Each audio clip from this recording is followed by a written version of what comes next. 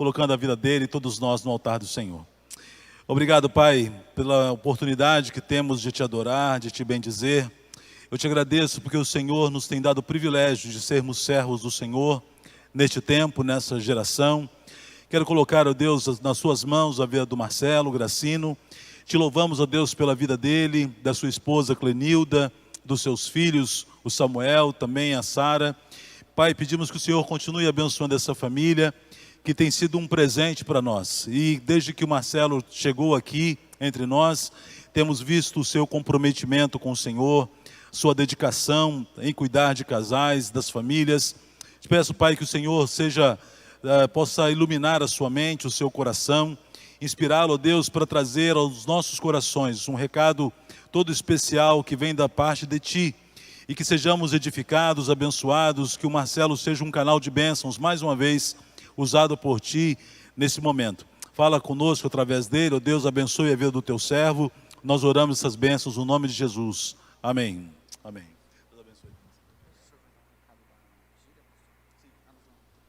Graça e paz, irmãos. Eu gostaria de agradecer e eu...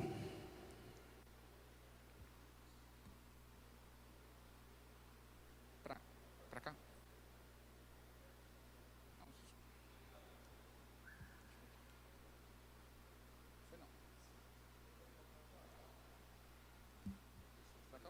Agora ligou. Isso, graça e paz, irmãos. Eu queria agradecer a oportunidade e queria compartilhar uma palavra do Senhor, né?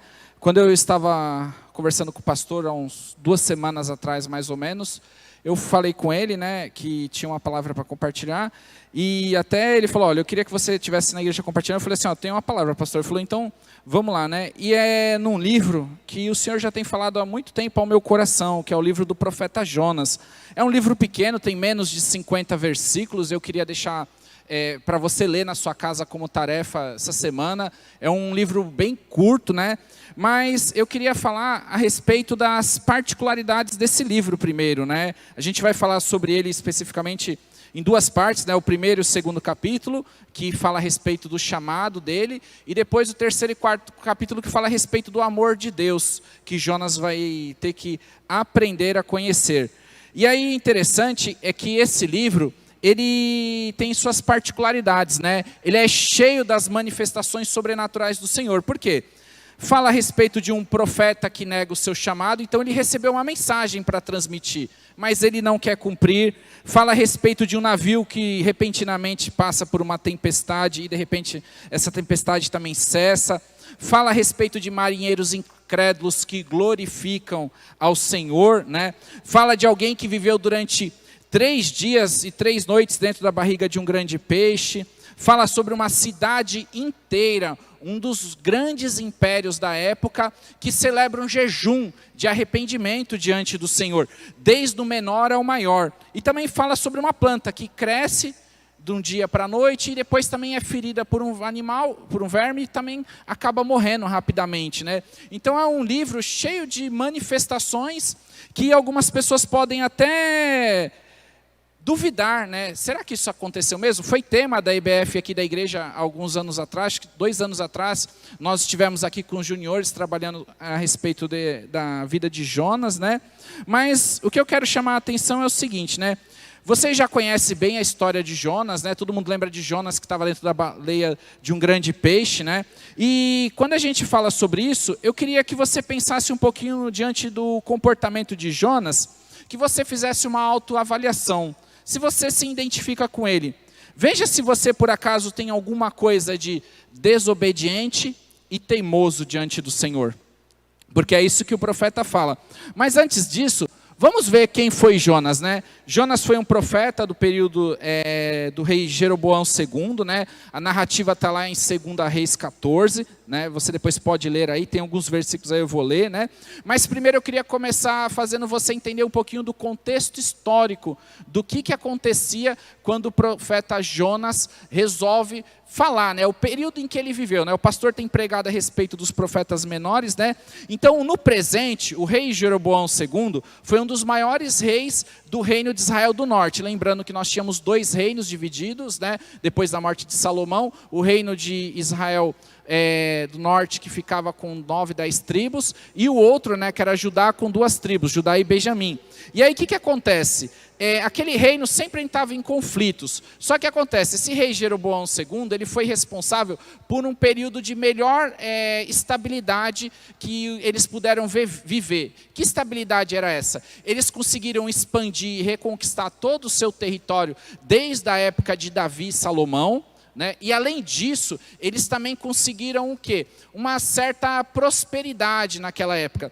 Mas o texto bíblico, ele revela uma realidade muito triste, né? O que ele fala aí? Ele fala que as pessoas lá, diz que ele, né, o rei Jeroboão, fez o que o Senhor reprova e não se desviou de nenhum dos seus pecados, que Jeroboão, filho de Nebate, levar Israel a cometer, né? O que acontece, pessoal? Era muito parecido com aquilo que a gente está vivendo hoje no nosso meio. Por quê? Nós temos hoje igrejas cheias, não por causa da pandemia, né? Mas como o pastor mesmo tem sempre chamado a atenção, né? Mas nós não vemos essas pessoas que se dizem quase 1/3 da população evangélica agindo de maneira que seja capaz do quê? De influenciar a sociedade. Pelo contrário, a gente sempre ouve diversos escândalos, né? Determinado irmão, determinada pessoa, dentro, fora da igreja, pessoas notórias no meio da política, a todo momento a igreja se escandaliza. E o pastor até tem sido orientado pelo Senhor a pregar a respeito dos profetas menores. Ele já fez estudos aqui a respeito desses profetas, porque é característico disso, né? Então a gente vê muito dessa realidade, que a igreja é marcada assim. E lembrando que quando eu falo de igreja, né, eu não estou falando do templo físico, eu falo de mim, falo de você. Eu sou a igreja, você é a igreja, então eu estou falando das nossas vidas, né? Mas no futuro, o que se esperava? Qual era a mensagem? A mensagem é que Jonas é contemporâneo do profeta Oséias, do profeta Amós, né? E eles declararam que Israel vivia numa condição de imoralidade, de baixa espiritualidade, né? De decadência, realmente, e que o pecado estava tomando conta da vida deles. Mas o Senhor traz o juízo lá. A gente tem lá o texto de 2 Reis 14, do 25 ao 27, né? Fala assim: e foi ele quem restabeleceu as fronteiras de Israel, desde Lebo Amate até o mar de Arabá, conforme a palavra do Senhor, Deus de Israel, anunciada pelo seu servo Jonas, filho de Amiatai, profeta de Gat-Éfer.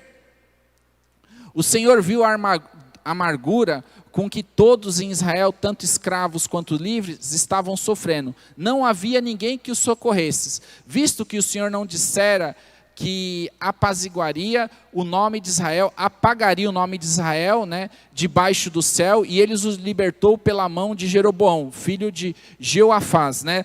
Então ele está dizendo assim, que o povo vivia, né, de uma certa imoralidade, mas Deus, no seu amor, se compadeceu mesmo da situação de pecado que eles viviam e permitiu que o reino de Israel pudesse prosperar. E Jonas era profeta nesse mesmo período. E aí que é o interessante, né? Isso que é o interessante. Diante de tudo isso, que tipo de profeta era Jonas? Que tipo de profeta era Jonas, afinal de contas, né?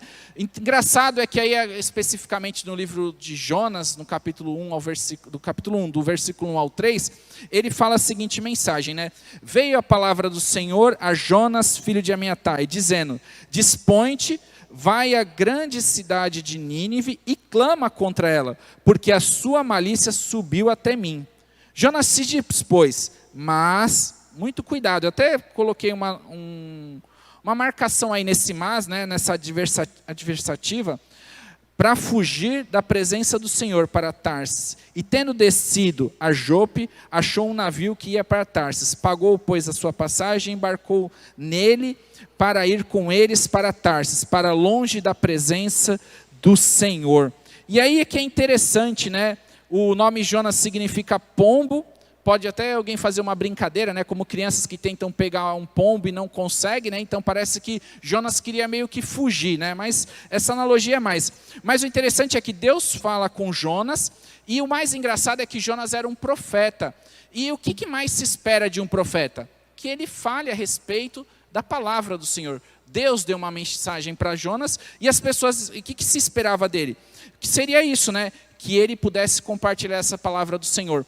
Todos nós, quando recebemos a Jesus, fomos batizados com o Espírito Santo e recebemos dons. O Espírito, né, distribui a cada um conforme a sua vontade. Então, eu recebi um dom do Senhor. Você que está aqui comigo no templo, você que está na sua casa, também recebeu um dom do Senhor.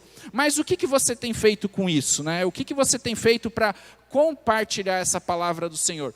Jonas era um mensageiro e a coisa mais estranha é que ele se nega a fazer aquilo que ele foi instruído para fazer, que é anunciar a palavra do Senhor. Nós podemos questionar por vários motivos. A cidade de Nínive era perversa, ele temeu por sua vida. Mas quando a gente para olhar, a gente começa a observar que outras pessoas também atenderam ao chamado do Senhor e colocaram alguns empecilhos. Temos o exemplo de Moisés, aqui na sarça ardente, Deus diz, ele fala, eu não sei falar, mas eu vou mandar, mas como é que eles vão acreditar? Você vai fazer um sinal, né? Então Deus coloca diante disso, né? A gente tem o próprio profeta Jeremias diante dessa situação, né, que o Senhor comissiona ele fica em dúvida, mas o Senhor fala, você vai lá pregar para aquelas pessoas. Só que Jonas é um caso à parte, ele simplesmente se nega a cumprir aquilo que o Senhor tinha determinado para ele, né? E aí, quantos anos Deus tem um chamado na sua vida, e mesmo assim você procura desculpas, procura empecilhos, né? Quando o Senhor distribuiu os Espíritos, o Espírito Santo e dons para a sua vida, Ele queria promover a igreja, e a igreja é uma agência do Senhor no reino dos céus. E aí o que a gente acaba fazendo? Fica sentado no banco, olhando, sabendo o que Deus quer para nós, e o que nós fazemos muitas vezes? Nada, ficamos olhando, e não somos o quê? Agente de mudança, né? Por quê? Porque nós temos medo de enfrentar, medo de nos dedicarmos ao Senhor, nos enchemos de desculpas, e aí o que acaba acontecendo? Nós ficamos paralisados. Jonas, ele é uma situação totalmente à parte, porque ele não compartilhou nada, ele simplesmente ouve a mensagem, que essa é a narrativa, e ele se vira às suas costas e vai para outro caminho, né? E aí eu faço uma pergunta, né? Você tem a mesma ousadia de Jonas? Você acredita que tem vivido essa mesma verdade de Jonas? De se voltar contra o Senhor? De negar a existência daquilo que Deus tem para a sua vida? Eu tenho certeza que nesse momento, o que eu estou falando aqui só são palavras. É o Espírito Santo que entra no seu coração, na sua mente, e te conduz agora àquilo que Ele quer para a sua vida. Eu tenho certeza que nesse momento eu estou falando e você está relembrando momentos em que você teve intimidade com o Senhor e o Senhor te comissionou para que você pudesse estar ali atuando na igreja e edificando a casa do Senhor e fazendo a diferença no reino. Mas você como Jonas tem escolhido partir para Tarsis. E aí, qual é o seu caminho? Aonde isso tem te levado até agora? Eu vou te falar onde tem te levado, meu irmão. Se afastar de Deus, né? O afastamento de Deus. Por quê? Porque você percebe que nessa vida, quando você está fazendo isso, é como se você estivesse descendo, né? Jonas desce para Jope, né? Está dizendo lá, depois ele vai para Tarsis, depois de Tarsis ele vai para mais longe, para mais baixo, ele entra no navio, começa a dormir, de repente quando ele se dá conta, ele está no fundo do mar. É assim quando a gente se afasta do Senhor. A gente cada vez desce mais e mais e mais. E o interessante do versículo 3 é que ele queria fugir para longe da presença do Senhor. E o Salmo 139, ele fala muito, né? Para onde poderei eu escapar do teu espírito? Para onde poderei fugir da tua presença?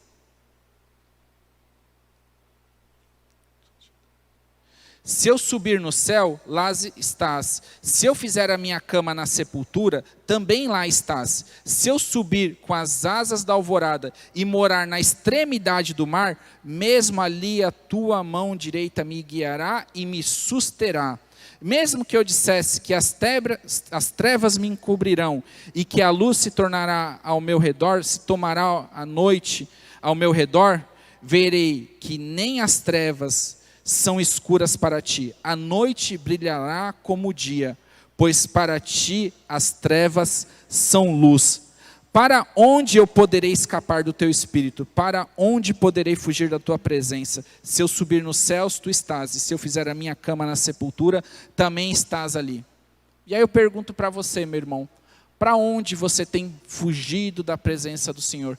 Se afastado daquilo que Deus colocou na sua vida? Uma pergunta que é para você nesse momento, é o Espírito que fala a você, não sou eu. Mas é um questionamento que você tem que fazer a você mesmo nesse momento. Onde o Senhor te quer e você não tem feito isso, né? De fato, o fato é que a sua fuga e o afastamento de Deus não anulam a sua missão, só torna o caminho mais difícil. O que aconteceu? Se você observar, você vai ver que Jonas, ele acabou sendo lançado ao mar e preferiu até morrer do que ter que ir pregar para Nínive. Mas se você parar para observar, você vai ver que a condição de Jonas era bem diferente. Por quê? Ele teve que gastar dinheiro, né? A gente vai vendo isso, né? A gente vai vendo que Jonas, ele teve que gastar dinheiro, ele teve que procurar uma vaga no barco, ele teve que sair, o caminho era mais distante, era mais longe do que ele tinha para ir. E aí o que acontece, pessoal? Você se afasta de Deus e escolhe o mais difícil como Jonas. Vai sempre pelo lado pior. E aí é a questão mais importante. Por quê? Porque você acaba vivendo, em vez de sonhos, frustrações. E onde as suas frustrações vão ser refletidas? Dentro da igreja. Por quê? Porque você não está satisfeito como a igreja é. Você é uma pessoa amargurada. Você reclama das atitudes que o pastor tem. Você reclama dos ministérios. Te incomoda o jeito que os irmãos do louvor cantam. Você acha que tudo poderia ser melhor. Mas na verdade você não está fazendo nada. Você está na verdade se colocando longe do Senhor. Por quê? Porque esse afastamento leva a isso, né? Mas pare agora e reflita isso. Você está vivendo sonhos ou frustrações? Me responde uma coisa. Jonas se afastou tanto de Deus que no meio de uma tempestade ele resolveu entrar dentro de um barco e dormir. Ele achava que estava tudo bem para ele. Está tudo bem. O mundo ao redor dele estava acabando, mas Jonas não se dava conta da realidade em que ele estava vivendo. Ele estava feliz com as suas frustrações, feliz com o seu distanciamento de Deus. Ele encontrou paz no meio de uma tempestade. Alguma coisa estava errado, não é? Vai lá procurar, faz a contagem, uma viagem era longa, não deveriam ter muitas pessoas num barco daquele, no máximo. Um barco daquele comportaria no máximo 100 pessoas. Era uma viagem longa, os barcos não eram como hoje. Tinham mais mercadorias e tantas outras coisas. Então eles olham ali e falam, está faltando alguém. Está faltando Jonas. Vai procurar. E aí as pessoas resolvem e sabem que aquilo que está acontecendo dentro daquela tempestade não era normal. Eles saíram, estava tudo bem, de repente o tempo fechou, começou tudo do nada, então eles sabiam que alguma coisa estava errada. Então comece a clamar ao seu Deus. E aí eles resolvem tirar a sorte, e aí lançam a sorte, e quem que aparece ali? A sorte cai sobre Jonas. E ele simplesmente vira e fala, quem é você? Ah, eu sou hebreu, estou fugindo de Deus. E as pessoas ficam desesperadas ali, né? E Jonas também, a mesma coisa, ele faz isso, né? E aí o que acaba acontecendo, pessoal? Ele acaba sendo jogado ao mar. Né? O fato é que a sua fuga e o afastamento de Deus não anulam a sua missão, apenas escolhemos o caminho mais difícil. Quando Jonas pede para ser lançado ao mar, ele espera que morresse e assim não tivesse que pregar em Nínive. A pergunta que fica nesses 2 primeiros capítulos é, você está fugindo da vontade do Senhor? Você tem fugido da presença do Senhor? Você tem fugido? Será que essas críticas que você tem contra a igreja, a liderança, o pastor, será que você está fazendo um bom trabalho? Será que você acha que está caminhando no caminho certo? Qual é a sua contribuição para o reino? O que você tem feito para desempenhar o reino? Será que você não está transferindo tudo isso que acontece para a liderança em busca das suas próprias frustrações? É uma mensagem que foi durante muito tempo semeada no meu coração. Será que eu não jogo contra o outro as minhas frustrações, porque eu não estou cumprindo a vontade do Senhor e ao mesmo tempo eu quero criticar o outro? Jonas tinha um problema com Deus. Observe, tudo foi ação do Senhor sobre a vida de Jonas, né? O seu chamado, a tempestade, o grande peixe, a mensagem entregue na cidade, a conversão, a planta, o verme, né, que matou a planta, tudo era ação do Senhor. E Jonas, no final, se sente frustrado com tudo isso. Então, esses 2 primeiros capítulos, eles falam a respeito disso, de um Jonas que não entendia a vontade de Deus. E você, entende a vontade de Deus para a sua vida? Você está cumprindo ela? E aí, eu queria, nesse momento, te levar a pensar uma coisa. O capítulo 3 começa falando assim: veio a palavra do Senhor a segunda vez a Jonas, dizendo: dispõe-te e vai para a grande cidade de Nínive e proclama contra ela a mensagem que eu te digo. Deus é um Deus de segundas chances. Ele foi um Deus que abençoou o Jacó, que enganou o seu irmão e o seu pai. Ele foi um Deus que abençoou Abraão quando chegou no Egito e disse que Sarai era a sua irmã e não sua esposa. Ele era um Deus que abençoou Davi, que tramou a morte de um homem e traiu. Ele era um Deus que deu uma segunda chance a Pedro, que negou 3 vezes. E ele é um Deus que tem uma segunda chance para isso que ele escolheu que você fizesse. E ele, nesse momento, quer que você abrace essa segunda chance e que torne isso uma verdade na sua vida.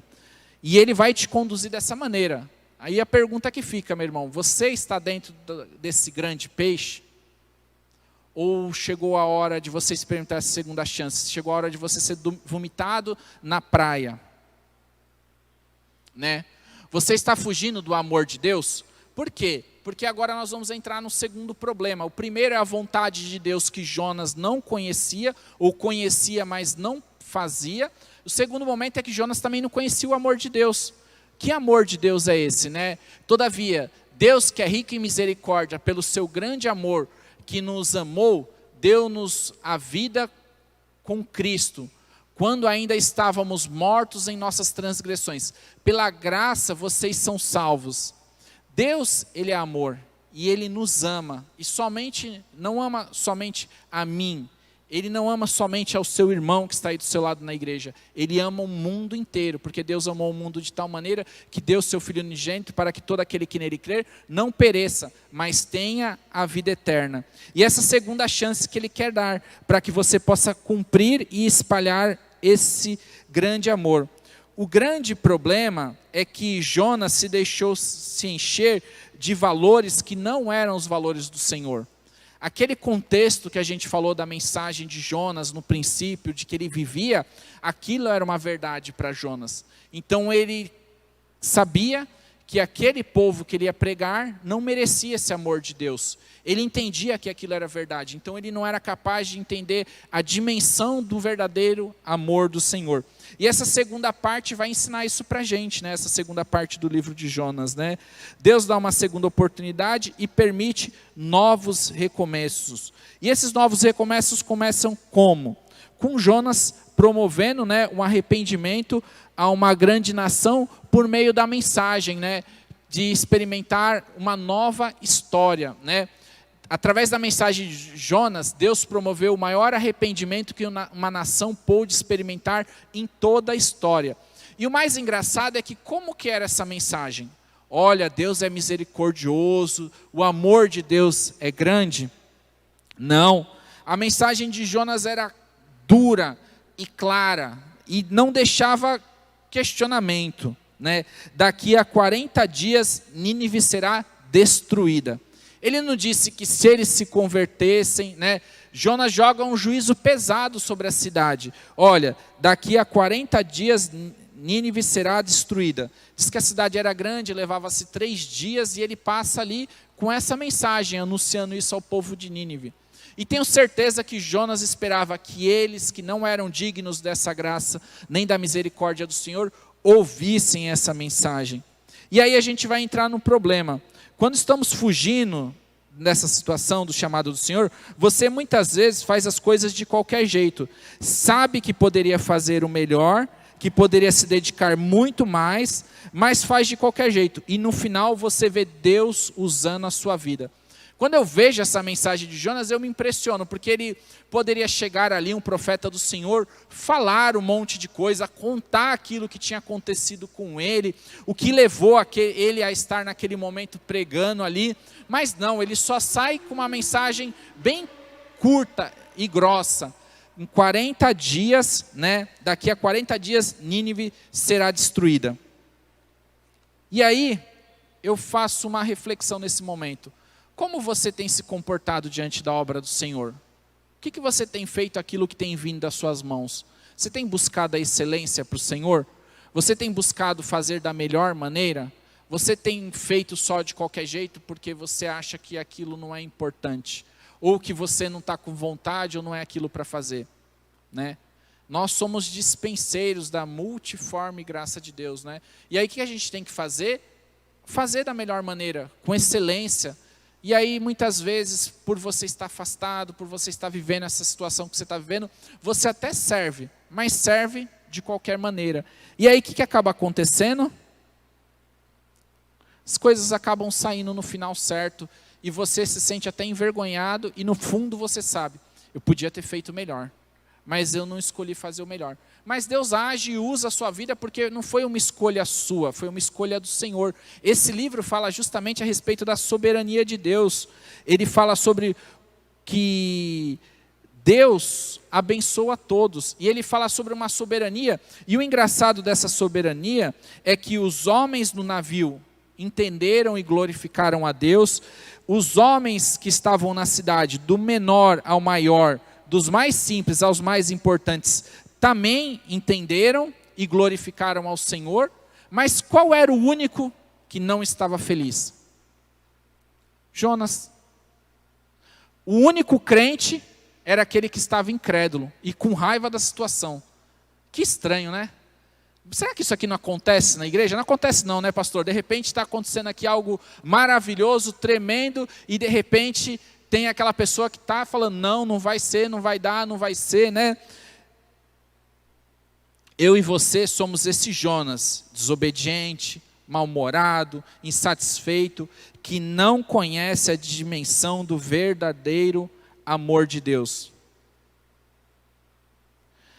E aí, pessoal, a gente vai chegar agora no capítulo 4 de Jonas. E o interessante é que o capítulo 4 de Jonas vai revelar a natureza do coração de Jonas. Se a gente tivesse terminado o livro ali apenas no capítulo 3, se a história se encerrasse ali na biografia, porque o livro é uma biografia contando o que aconteceu na viagem de Jonas até Nínive, tudo bem, a gente já saberia que Deus mandou ele pregar, ele foi, pregou e o povo se converteu. E acabou. Não precisaria estar escrito o capítulo número 4, porque o capítulo número 4 ele não fala sobre a cidade, mas ele fala especificamente sobre a natureza do coração de Jonas. E aí eu queria parar e ler um pouquinho desse capítulo para a gente poder pensar um pouquinho, O descontentamento de Jonas. Jonas capítulo 4. Com isso desgostou-se Jonas extremamente e ficou irado.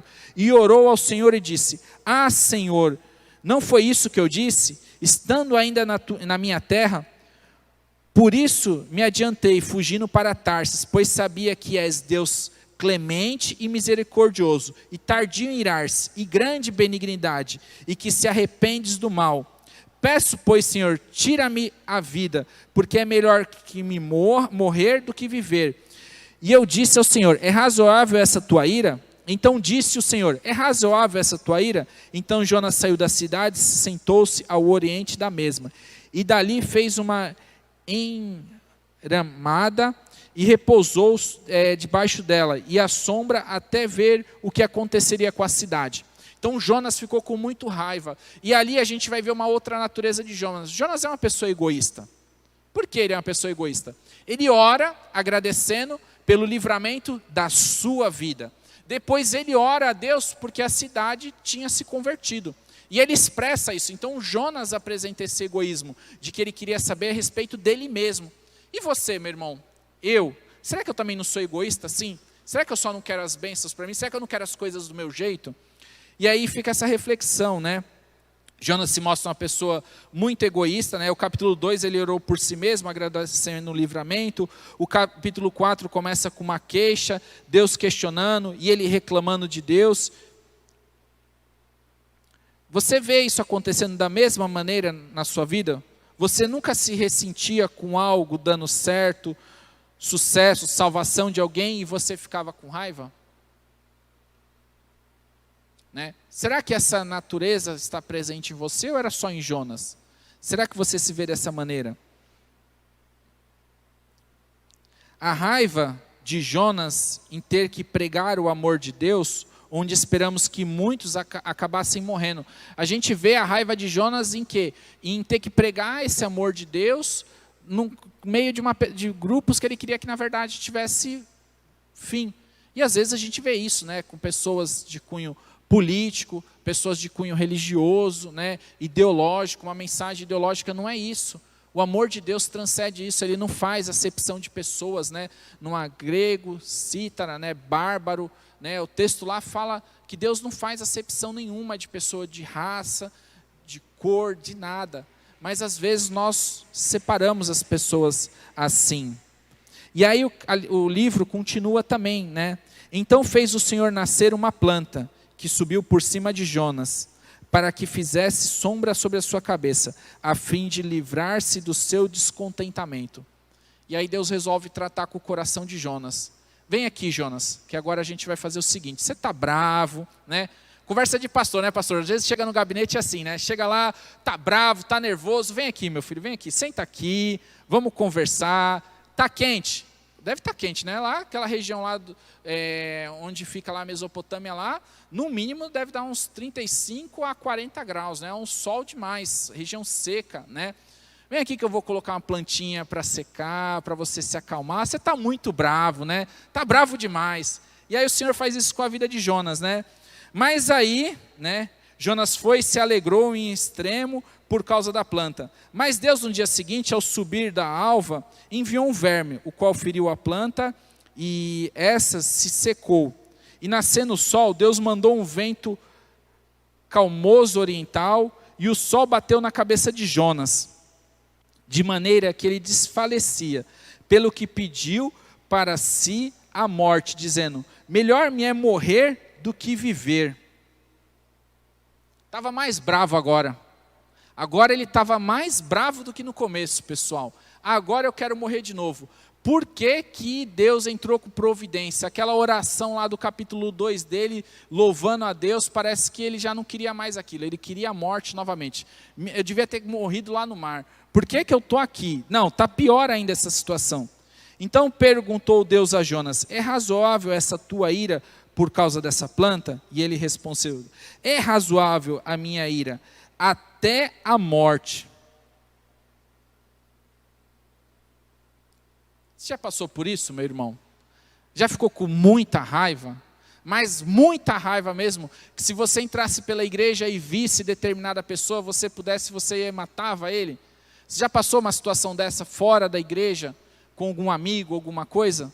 E aí de repente você vem para o culto, os irmãos estão aqui louvando o Senhor, adorando, vê o irmão do lado levantando a mão, e aí de repente parece que está tudo errado aqui no culto, só você que não está sentindo essa presença. Você até acha que não é verdade esse negócio dessa presença, que o pessoal está encenando aqui?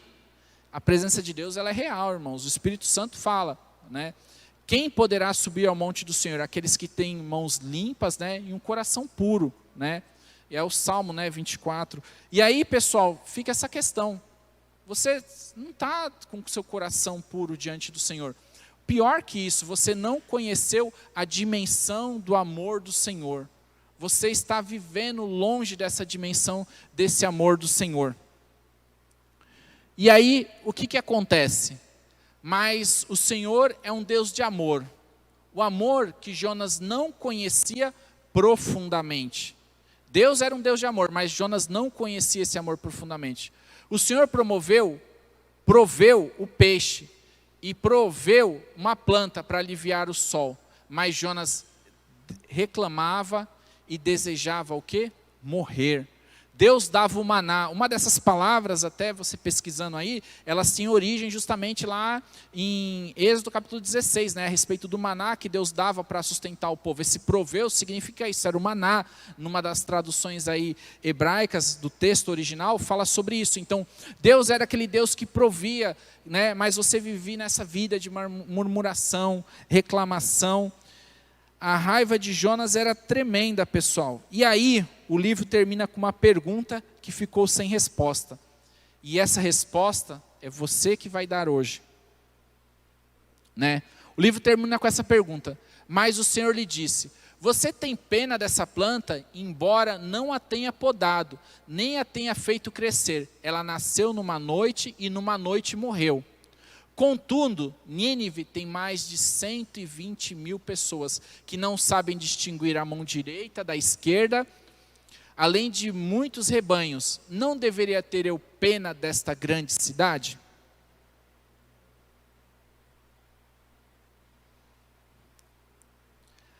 Sabe quando a gente vê essa história novamente? Quando o pastor, algumas semanas atrás, um pouco mais de um mês atrás, estava pregando uma série de mensagens sobre recomeço. E a história do filho pródigo. Né? Jonas começa como aquele filho que quer seguir sua própria vida. Né? Na verdade, lá a parábola começa falando a história de 2 filhos. Né? E aí Jonas é o primeiro filho. Ele sai para o mundo e quer viver a sua vida. Depois Jonas faz o papel do segundo filho, do filho mais velho.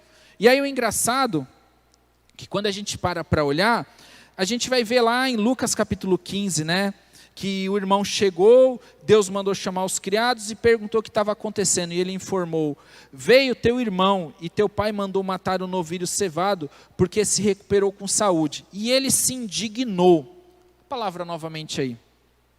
E não queria entrar, saindo porém o pai procurando conciliá-lo, mas ele respondeu ao seu pai: há tantos anos que eu te sirvo, sem jamais transgredir uma ordem tua, e nunca me destes um cabrito sequer para alegrar-me com os meus amigos. Vindo porém esse teu filho, que desperdiçou todos os bens com meretrizes, tu mandastes matar para ele um novilho cerrado. Então lhe respondeu o pai: meu filho, tu tens estado comigo, tudo o que é meu é teu. Entretanto, é preciso se regozijar e se alegrar, porque o teu irmão que estava morto reviveu, estava perdido e foi achado.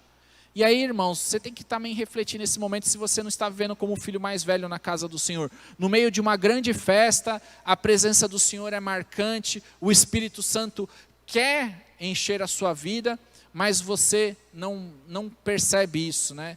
Você não consegue sentir isso. Você está vivendo amargurado. Isso é para nós. Não é apenas um chamado para um pastor ou para um missionário. Você tem um chamado pastoral, você tem um chamado missionário, então não importa se você quiser fugir, vai acontecer como Jonas, vai te colocar naquele lugar de novo. Né? Isso acontece mesmo, mas não é só para essas pessoas, é para você também. Deus tem um chamado para a sua vida, e você sabe o que eu estou falando, porque foi Deus que falou com você e não eu. Então eu sei o que Ele está falando com você nessa noite. Ele está falando que você tem que cumprir o seu chamado. Sabe o que Deus espera de você? Quais têm sido as suas desculpas? Sua família é o seu campo, seus amigos são seu campo, seu trabalho é o seu campo, a sua igreja, a sua cidade. Mas como você tem se comportado? Durante muito tempo o Senhor falou comigo, eu contando o meu testemunho pessoal, mas eu não conseguia responder. E aí vem aquele texto de Isaías, capítulo 6.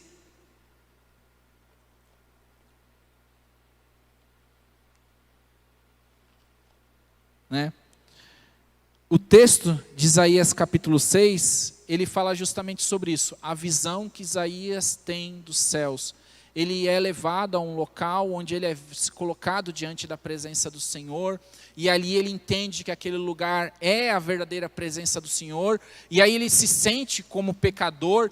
Deus vai lá e purifica a vida de Isaías, manda uma tenaz e ele fica limpo. Só que o engraçado é que ele termina assim: então ouvi a voz do Senhor conclamando: a quem enviarei? Quem há de ir por nós? E Deus espera uma resposta, é uma pergunta. E aí Isaías então responde: eis-me aqui, envia-me a mim.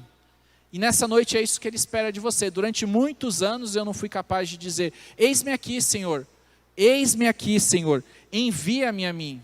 E Ele nessa noite quer que você responda isso para Ele. Se tem algo que tem incomodado o seu coração e impedido que você possa frutificar nessa cidade, se tem algo que tem incomodado o seu coração e tem impedido de que você possa florescer e atender ao chamado do Senhor para a sua vida, eu quero que você ore comigo aqui nessa noite, porque o Senhor quer usar a tua vida e quer encher ela da presença do Senhor, e quer te fazer um canal de bênçãos, e Ele tem um chamado poderoso para a tua vida, e eu tenho certeza de que Ele está falando nessa noite isso com você aí, porque Ele fala comigo, e durante muitos e muitos anos eu não podia dizer, Senhor, eis-me aqui, porque eu estava preso a coisas desse mundo, e vivia esse mundo, esse contexto que Jonas estava vivendo, de moralidade, de pecado, e Deus não se agradava com isso, como Isaías, e o Senhor quer te purificar, quer te lavar e quer te fazer uma nova vida, quer te renovar, né? Eu lembro quando eu entrei no gabinete do pastor, o pastor sabe mais do que eu, porque viveu essa experiência comigo,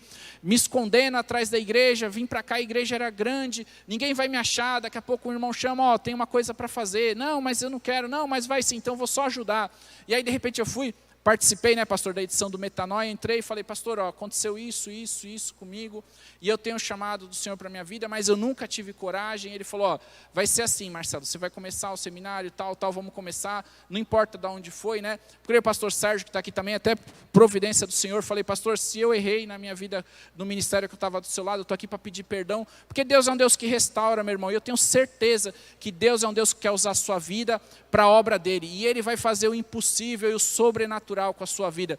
Só depende de você dizer, eis-me aqui, Senhor, usa-me a mim. Então vamos aqui, irmãos, orar nesse momento e nos colocar nossas vidas diante do Senhor. A equipe de cânticos vai estar também cantando esse cântico também, e faça desse cântico a sua oração, né?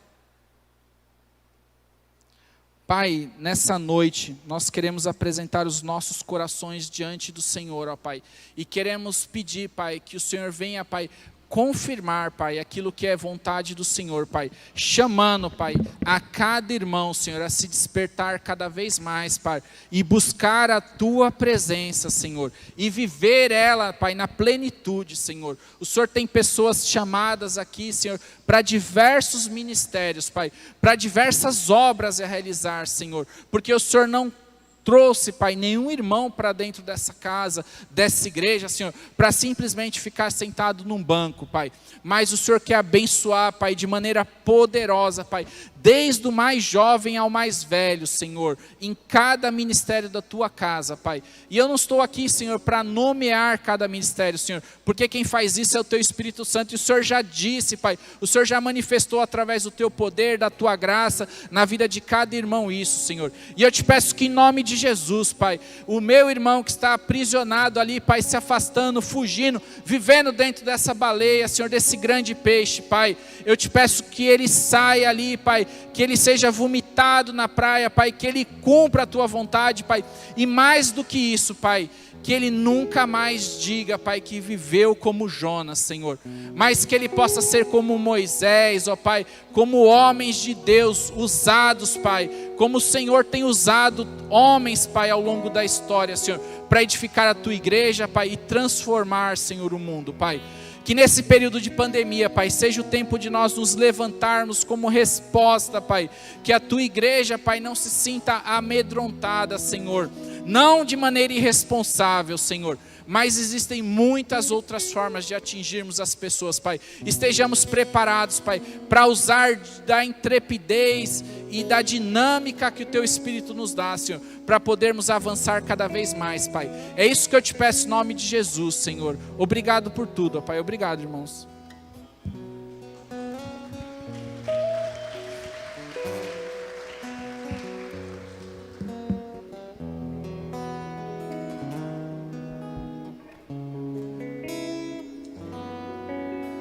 Sonda-me, Senhor, e me conhece.